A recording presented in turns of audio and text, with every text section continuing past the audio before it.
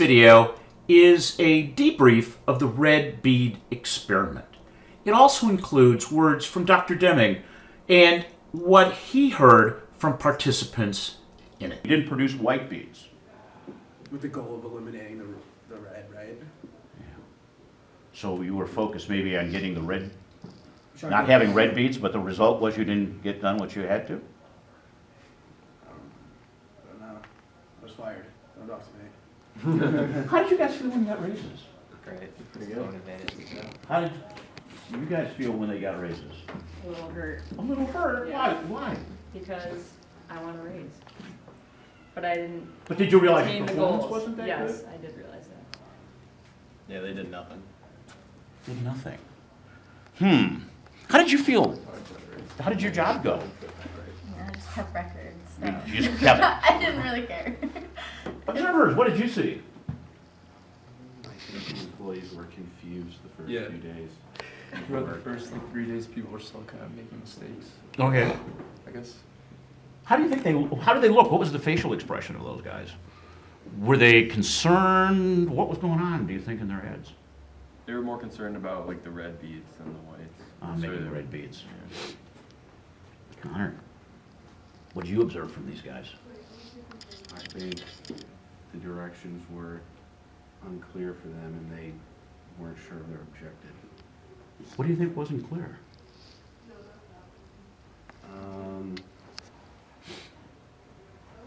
I think it was clear what was expected of them, but it wasn't clear what was best for producing white beads. Because we were measuring. Well, I kind of like what you said.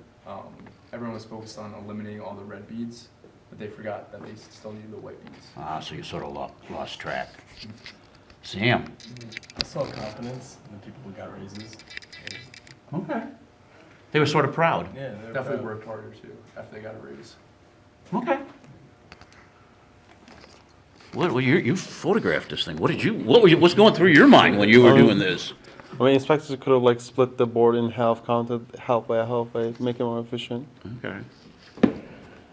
Okay, so if we wanted to produce white beads, what have we done? Counted the white beads instead of the red. Counted the white beads, sure.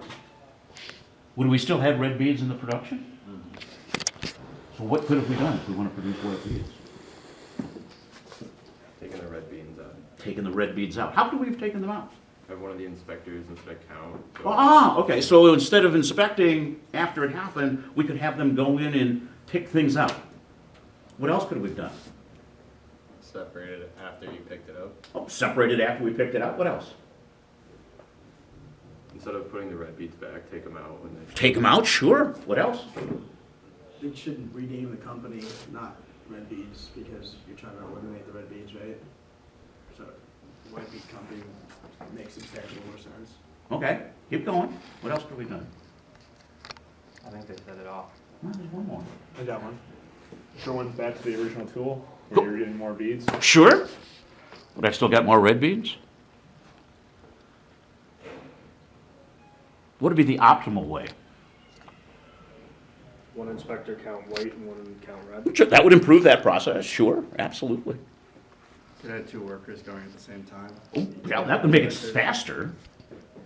But we might want to keep the red beads out completely. You could pick them out, inspect them out. But how did the red beads get in there? Don't produce red beads. Where are we getting this material from? From somebody. Why are we letting red beads into the process? Why don't we just go back to the supplier and say, no red beads? Who knew how to solve this problem? Do you guys know how? Could you solve this? Jake? Just gotta take the red beads out right now. Okay. Solved. You knew the answer. Why didn't you say anything? AJ, Rachel, Dylan, why didn't you say anything? Like, let's change the process to produce white beads. You made your expertise very clear. That was good to follow experience. Okay. Yeah, you have a lot of authority. Okay, so you just sort of followed along. Yeah. Why did you follow along? It's our job. Our job isn't to speed up the process, just to pick beads. Okay. I got a raise, so why would I change anything? How'd you feel when I told you any day could be your last? Threatening. Threatened. Did it improve your production? It did. It did, so it works. That was the best change. Okay. Notice we have here, do your best every day. Did you do your best? Did you really? Did you do, honestly, did you try to do your best? No? That was the problem then, right?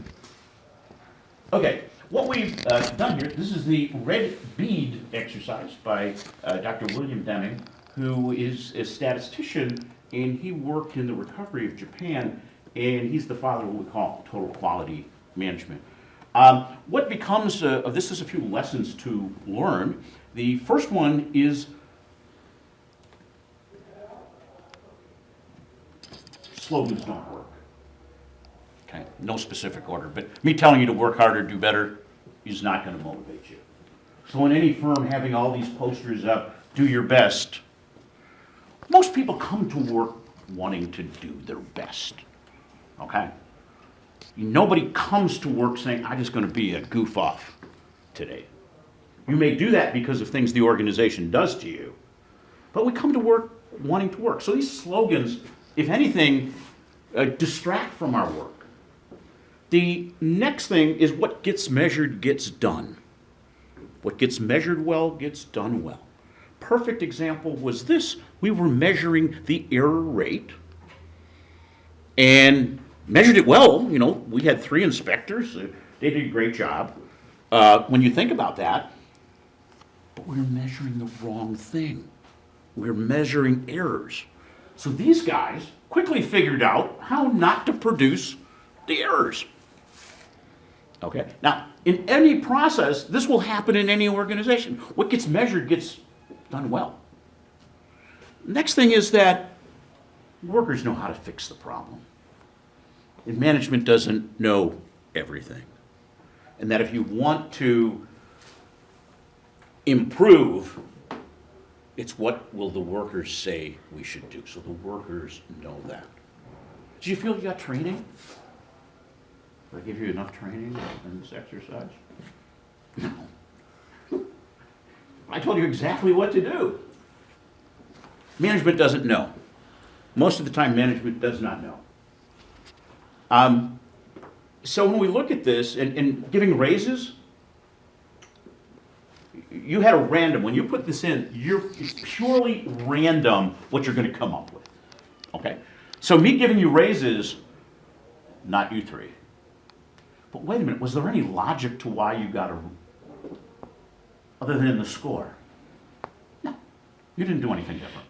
So sometimes when you recognize performance, you got to make sure that you're recognizing something that's within the control of the individual. So this is the red bead experiment. Think about this is how do we keep the red beads out of the process? And how do, as leaders, managers, how do we empower our workers to do the right thing? If we took all of the red beads out at the source, what if we need the inspectors? Nope. I would have saved a lot of money by eliminating those positions. But inspection does not work. Okay? You're inspecting just after the fact. So you want to deal with things before. So this is sort of the basis of things that we're going to cover over the next few weeks, is keep these things in mind. You've joined millions of people around the world have done the red bead. So you now join that ranks of the red bead. And I suspect that if you thought about things, you could identify red beads here at Geneseo. In the red beads, I learned more than statistical theory. I knew that the system would not allow me to meet the goal, but I still felt that I could. I wanted to. I tried so hard. I felt the responsibility. I felt that others were dependent on me. My logic and emotions conflicted. I was frustrated. Logic said there was no way that I could succeed. Emotions said I must try. That's part of a letter to Dr. W. Edwards Deming from Ann, a willing worker in one of his red bead experiments. Willing workers in these experiments often say that they knew it was a game and quickly realized that they couldn't win, but they tried anyway, wound up frustrated by a system that would not let them do their work, in which they were powerless to change. The red beads is only a game. The question then becomes, what happens to the men and women whose paychecks and futures depend on their performance in businesses and industries, most of which are run exactly like the red bead experiment? After it was over, I thought about my own work situation. How often are people in a situation that they cannot govern, but wish to do their best? And people do their best. And after a while, what happens to their drive, their care, their desire? For some, they become burned out, tuned out. Fortunately, there are many that only need the opportunity and methods to contribute. The willing workers illustrate two lessons. First, workers will try to do their jobs even when they know they cannot.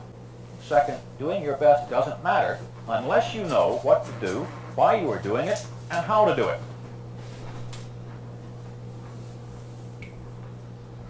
These control limits tell you the variation of the system. If we have a system, first of all, you heard the foreman's procedures, his instructions, for the distance of 8 centimeters into the smaller vessel from the corner. They were rigid. Second, we have the data, the figures, either in the form of the table or the chart. There are the figures. We have the control limit. I would conclude we have a pretty good stable system. The willing workers put forth the best efforts under rigid conditions. They conformed to procedures, but there was wide variation in results from one worker to another. Same worker from day to day might jump all the way from the best worker down to the worst one next day.